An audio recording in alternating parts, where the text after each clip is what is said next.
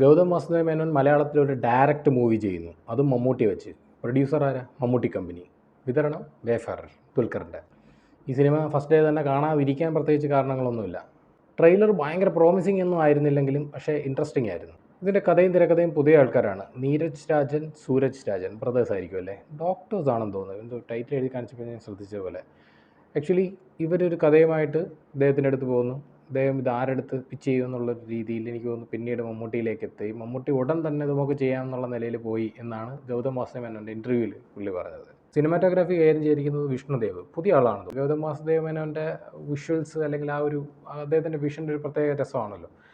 അപ്പോൾ നമ്മൾ പണ്ട് പോലെ കണ്ട് ശീലിച്ചപ്പോൾ പെണ്ണെ താണ്ടി വരുവായാലും നമുക്ക് ആ ഒരു കണ്ട് ശീലിച്ച രീതിയിലുള്ള പാറ്റേണാണ്. അദ്ദേഹത്തിൻ്റെ ക്യാരക്ടേഴ്സിൻ്റെ ഡ്രസ്സിങ് രീതി, സംസാര രീതി എല്ലാം ഒരു എലൈറ്റ് ക്ലാസ് ലുക്ക് സാധനങ്ങളും പരിപാടികളൊക്കെ ആണല്ലോ പഠിക്കുന്നത്. കളേഴ്സും സംഗതികളൊക്കെ കുറച്ച് റിച്ചായിട്ട് തന്നെ കാണും. വിഷ്വൽ മൊത്തത്തിൽ ഒരു റിച്ച്നെസ് ഉണ്ടാവും. മ്യൂസിക് ചെയ്തിരിക്കുന്ന ഡർബുക്ക ശിവയാണ്. എന്നെ നോക്കി പായും തൊട്ട, പിന്നെ പുള്ളി ഫേമസ് ആണ് ഡർബുക്ക ശിവ തമിഴിൽ. അദ്ദേഹം ഡയറക്റ്റ് മലയാളം മൂവി ഇതാണെന്നാണ് എനിക്ക് തോന്നുന്നത്.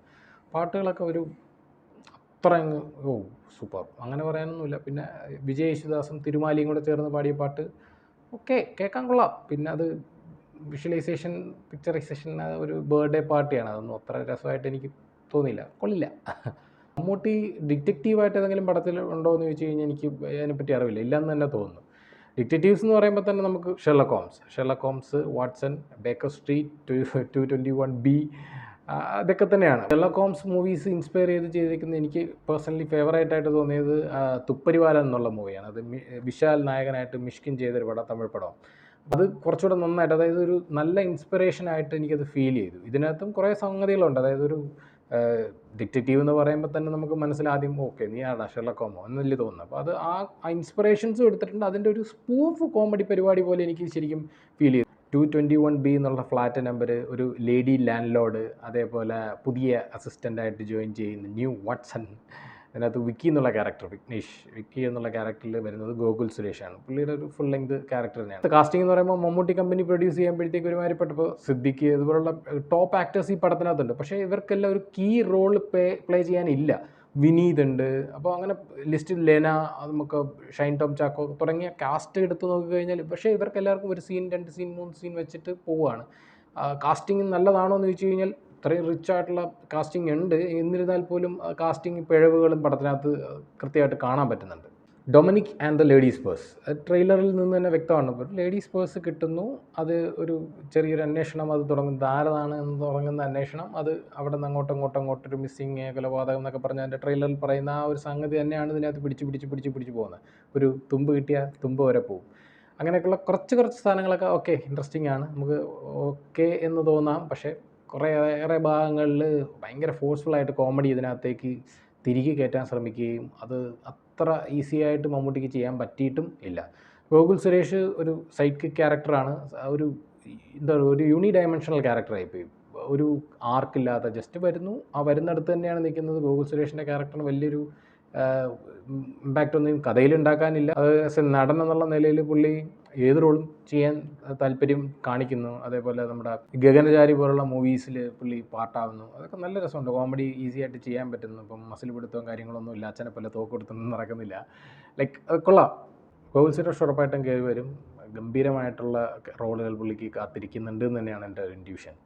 ഒറ്റ വാക്കിൽ പടം ഇഷ്ടപ്പെട്ടോ എന്ന് ചോദിച്ചു കഴിഞ്ഞാൽ ഇറ്റ്സ് ഓക്കെ മൂവി എന്നുള്ളത് ഒരു ഫീലേ എനിക്കുള്ളൂ. അതായത് മമ്മൂട്ടിയുടെ ഡൊമിനിക് എന്നുള്ള ക്യാരക്ടർ, CI ഡൊമിനിക്, അതായത് പോലീസിൽ മുമ്പായിരുന്ന ഒരു വ്യക്തിയാണ്. പുള്ളി ഇപ്പോൾ പ്രൈവറ്റ് ഡിറ്റക്റ്റീവായിട്ട് നിൽക്കുന്നത്. സോ ആ ക്യാരക്ടറൈസേഷനും ആ പുള്ളിക്കാരനത് നമുക്ക് കൃത്യമായിട്ട് കാണിച്ചു തരാൻ തന്നെ ഒരുപാട് സമയം പടത്തിനകത്ത് എടുക്കുന്നുണ്ട്. ഒരു ഇൻസിഡൻറ്റ് കൊണ്ടോ ചെറിയൊരു സംഗതികളോ കൊണ്ടോ ഒരു ക്യാരക്ടറിനെ കാണിച്ച് തരുന്നതിന് പകരം കുറച്ചൊരു ഇവൻറ്റ്സ് ഇങ്ങനെ കാണിച്ച് പുള്ളിയെ വീണ്ടും അതായത് മുമ്പ് ഓൾറെഡി പറഞ്ഞ സാധനം തന്നെ വീണ്ടും കാണിച്ചുകൊണ്ടിരിക്കുകയാണ്. ഓക്കെ, പുള്ളി ഇങ്ങനെയാണ്, പുള്ളിയുടെ പ്രത്യേകതകൾ ഇതൊക്കെയാണെന്ന് പറഞ്ഞാൽ. അപ്പോൾ അത് ഈ മെയിൻ സ്റ്റോറിയുടെ പോക്കിൽ തന്നെ ഇത് റിവീലായി വന്നിരുന്നെങ്കിൽ കുറേ കൂടെ നന്നായിരുന്നേനെ എന്ന് എനിക്ക് തോന്നി. ഭയങ്കര സ്പൂൺ ഫീഡിങ് ഉണ്ടായിരുന്നു തുടക്കത്തിൽ തന്നെ. ഗോകുൽ സുരേഷൊക്കെ വന്നിരിക്കുന്ന സീനിൽ ഒരു പാസ്വേഡ് ടൈപ്പ് ചെയ്യാൻ പോകുന്നു എന്ന് പറയുമ്പോൾ തന്നെ നമുക്കറിയാം ഇപ്പോൾ പറയും ബാപ്പച്ചിയുടെ ലെഗസിന്ന്. സോ അങ്ങനെ കുറേ ഒബ്വിയസ് ആയിട്ടുള്ള കുറേ ഡയലോഗുകളും കാര്യങ്ങളൊക്കെ ഉണ്ട്. It's A bad thing. എനിക്കത് നമുക്കെപ്പോഴും ഇങ്ങനെയുള്ള ഒരു പടങ്ങൾ, പ്രത്യേകിച്ച് നമുക്കൊരു ഇൻവെസ്റ്റിഗേഷൻ, ഒരു ഡിറ്റക്റ്റീവ് കൈൻഡ് ഓഫ് സാധനങ്ങൾ വരുമ്പോഴത്തേക്കും നമുക്ക് ഉറപ്പായിട്ടും ഒരു ഔട്ട് ഓഫ് ദ ബോക്സ് സംഗതികളാണ് നമ്മൾ എക്സ്പെക്റ്റ് ചെയ്യുന്നത്.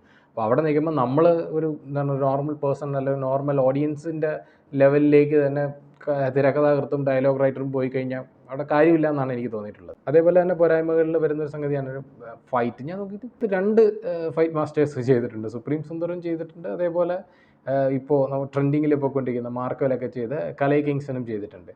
അപ്പോൾ 2 പേര് ചെയ്തിട്ടും ഇത്രേ വന്നുള്ളൂ എന്നുള്ളൊരു തോന്നൽ എനിക്ക് വന്നു. ഇതിനകത്ത് സ്പോയിലർ ഇല്ലാതെ പറയാൻ പറ്റുന്ന കാര്യങ്ങൾ ഇത്രയൊക്കെ തന്നെ ഉള്ളൂ. മിസ്റ്ററി ആണ് എങ്കിൽ പോലും നമുക്കൊരു സെക്കൻഡ് ഹാഫോ ഫസ്റ്റ് ഹാഫ് കഴിയുന്നതിന് മുമ്പ്, അല്ലെങ്കിൽ ഫസ്റ്റ് ഹാഫ് കഴിഞ്ഞ് കുറച്ച് കഴിയുമ്പോൾ തന്നെ നമുക്ക് ഊഹിക്കാം. ഈ നമ്മൾ പോയിന്റ് ഇട്ട് വെക്കുമല്ലോ, നമ്മളും ആസ് എ ഓഡിയൻസ് നമ്മൾ കണ്ടുകൊണ്ടിരിക്കുമ്പോൾ ഇതുപോലുള്ള പടങ്ങളിൽ നമുക്കൊരു കണക്കൂട്ടലുകളുണ്ടാവും. നമ്മളെ മിസ്ലീഡ് ചെയ്യാനായിട്ട് കുറേ സംഗതികൾ തരും. അത് നമ്മൾ ഒരു കാരണവശാലും മിസ്ലീഡ് ആവില്ല, അത്ര മോശം മിസ്ലീഡ്സാണ് തരുന്നത്. അപ്പോൾ ഇതിനകത്ത് നമുക്ക് ഇത് നമ്മൾ ഓപ്ഷൻ വയ്ക്കും, അതിൽ പ്രധാനപ്പെട്ട ഓപ്ഷൻ വെക്കുന്ന സംഗതികളൊക്കെ തന്നെയായിരിക്കും ക്ലൈമാക്സിൽ തിരിഞ്ഞ് വരുന്നത്. സോ നമ്മളെ ബ്രെയിനിൽ ചലഞ്ച് ചെയ്യുന്ന മൂവീസ്, ഇതുപോലുള്ള ഡിറ്റക്റ്റീവ്സ് മൂവീസ് വന്നെങ്കിലേ നമുക്ക് കുറേ കൂടെ ഇൻട്രസ്റ്റിംഗ് ആയിട്ടും ഗ്രിപ്പിംഗ് ആയിട്ടിരുന്ന് കാണാൻ പറ്റും. പടത്തിൻ്റെ പല സ്ഥലങ്ങളിൽ നമുക്ക് കോട്ടുമായിട്ട് ടൈമൊക്കെ നോക്കിയിരുന്ന് കാണാനൊരു അവസ്ഥ ഇവിടെ ഉണ്ട്. നിങ്ങളും പടം കണ്ടു നോക്കിയിട്ട് അഭിപ്രായങ്ങൾ കമൻറ്റ് ചെയ്യുക. ഇതിനൊരു സ്പോയിലർ പാർട്ടും കൂടെ ഈ വീഡിയോയ്ക്ക് ചെയ്യണമെന്നുണ്ട്. സോ ഇതിന് ശേഷം നിങ്ങൾ ഈ പടം കണ്ടതിന് ശേഷം ആണെങ്കിൽ മാത്രം ഇതിന് ശേഷമുള്ള വീഡിയോ കാണുക. ആക്ച്വലി ഇതൊരു സ്പോയിലർ ടോക്കാണ്. സ്പോയിലർ ടോക്കിൽ പറയാനുള്ളത് പോരായ്മകളെക്കുറിച്ചാണ്. ശരിക്കും ഇതിൻ്റെ റൈറ്റിംഗ് പോർഷൻ ഭയങ്കര ഒരു മോശം റൈറ്റിംഗ് ആയിട്ട് തോന്നി. കാരണം ഒരു ഷെർലക് ഹോംസ് ടൈപ്പ് ഒരു ഡിറ്റക്റ്റീവ് സംഗതി, കുറച്ച് കോമിക് പരിപാടികളൊക്കെ ഇതിനകത്ത് ഉണ്ടെന്നുണ്ടെങ്കിൽ ഇൻവെസ്റ്റിഗേഷനാണ്, ത്രില്ലർ കൈൻഡ് ഓഫ് സംഗതികൾ വരുന്നുണ്ട്. അപ്പോൾ ഇതൊക്കെ വരുമ്പോഴത്തേക്ക് നമ്മൾ കുറച്ചുകൂടെ, അതായത് ഓഡിയൻസ് ആദ്യമേ നമുക്ക് പ്രിപ്പയർ ആവും. ഓക്കെ, നമ്മളൊരു ഇൻവെസ്റ്റിഗേഷൻ നമ്മൾ ചെയ്യാൻ പോകുന്ന ഒരു ഫീൽ നമുക്ക് വരണം. മമ്മൂട്ടിയുടെ ക്യാരക്ടർ മൂന്നാറെത്തി ആ വീട് കാണാൻ പോകുമ്പോൾ തന്നെ നമുക്ക് മനസ്സിലാവും ആ വീടിനെ ചുറ്റിപ്പറ്റി ഒരു മിസ്റ്ററി ഉണ്ടെന്നും, ആ ക്യാരക്ടർ, ആ ലേഡി ക്യാരക്ടർ ഭയങ്കര മിസ്റ്റീരിയസ് ആണെന്നും അവരുടെ ഡയലോഗും അവരുടെ പരിപാടികളും കാണുമ്പോൾ തന്നെ നമുക്ക് മനസ്സിലാവും. പക്ഷേ എന്തുകൊണ്ട് ഈ CI ഡൊമിനിക് ഇത്രയും വലിയ ഡിറ്റക്റ്റീവിനത് മനസ്സിലായില്ല എന്നുള്ളൊരു തോന്നലിലാണ് ഞാൻ ആ പടത്തിൻ്റെ സെക്കൻഡ് ഹാഫ് മുഴുവൻ കണ്ടുകൊണ്ടിരുന്നത്. ഓഡിയൻസിനെ കുറച്ച് കാണുന്ന പോലത്തെ ഒരു ഫീലാണ്. ഇതിൻ്റെ തുടക്കത്തിലെ നമുക്ക് ഹിൻസ് പ്ലേസ് ചെയ്യും ആദ്യമേ. അത് കഴിഞ്ഞിട്ട് പിന്നീട് ഇത് റിപ്പീറ്റ് ചെയ്ത് കാണിക്കും. ഇത് ആദ്യം ഹിൻസ് പ്ലേസ് ചെയ്യുന്ന സമയത്ത് തന്നെ ഓഡിയൻസ് നോട്ട് ചെയ്യും. ഓക്കെ, ആ പയ്യൻ കാണാതായതിൻ്റെ പിറ്റേ ദിവസമാണ് ഈ പെൺകുട്ടി ഇതായി വരുന്നത്. സോ അയലത്തെ വീട്ടിൽ പോയി ചോദിച്ചിട്ട് വരുന്ന അമ്മച്ചിയുടെ ഡയലോഗിൽ തന്നെ അടുത്ത സീനിലേക്ക് പോകേണ്ടത്, പൂർണ്ണമായ അന്വേഷണം ആ ലേഡിയിലേക്ക് പോകേണ്ടതാണ്. ഇതിനകത്ത് ഇപ്പം സിദ്ദീഖിനെ കൊണ്ടുവരുന്നുണ്ട്, വിനീതിനെ കൊണ്ടുവരുന്നു. ഇത്രയും ഗംഭീരമായിട്ടുള്ള കാസ്റ്റിംഗ് ചെയ്യുന്നൊരു വ്യക്തി, ഇതിനകത്തൊരു പ്രധാനപ്പെട്ട ക്യാരക്ടർ കാർത്തിക് എന്നുള്ള ക്യാരക്ടറിൻ്റെ കാസ്റ്റിങ്ങിനെ കൊണ്ടുവരുമ്പോൾ തന്നെ നമുക്ക് something is there with the character എന്ന് പറയുന്നത് ഒരു തോന്നൽ ഉറപ്പായിട്ടുണ്ടാവും. കാർത്തിക് എന്നുള്ള ക്യാരക്ടറിൻ്റെ പെങ്ങൾ മരിച്ചുപോയി, അതുകൊണ്ട് ലേഡിയായിട്ട് ഫീൽ ചെയ്യുന്നു. അതൊക്കെ അത് നമുക്ക് സഹിക്കാം. പക്ഷേ ഇതിനിടയിൽ നടക്കുന്ന സംഭവങ്ങളൊന്നും ഒരു കാരണവശാൽ കഴിഞ്ഞാൽ ഇതുമായിട്ട് സിങ്കാവാത്ത സ്വഭാവമാണ്. അപ്പം NGOയിൽ വർക്ക് ചെയ്യുമ്പോൾ പാവത്തങ്ങൾക്ക് ഈ കേസ് നടക്കാൻ വേണ്ടിയിട്ടാണ് തെളിവുകൾ ശേഖരിക്കുന്നതും ബൈക്ക് പോകുന്നതും അപകടം സംഭവിക്കുന്നതും, അതൊക്കെ ഓക്കെ. പക്ഷേ അതിനുശേഷം അപകടം സംഭവിച്ചതിന് ശേഷം ഇവൻ വീണ്ടും സ്വാർത്ഥനായി മാറി.